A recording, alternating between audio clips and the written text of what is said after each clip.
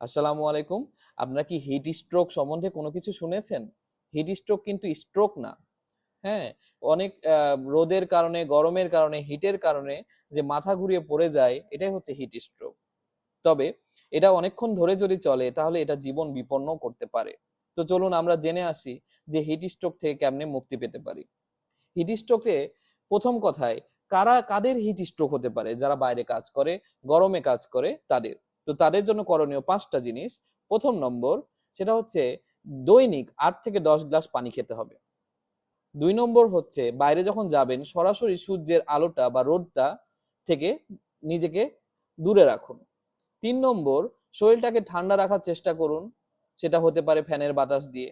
4 নম্বর, umbrella বা ছাতা অথবা মাথায় টুপি অথবা ক্যাপ ব্যবহার করুন।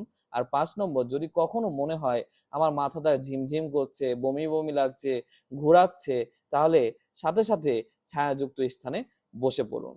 তাহলে আপনি হিট স্ট্রোক থেকে মুক্তি পেতে পারেন। তো এটা আপনি জানুন, সতর্ক থাকুন, অন্যকে জানতে সহায়তা করুন। আল্লাহ হাফেজ।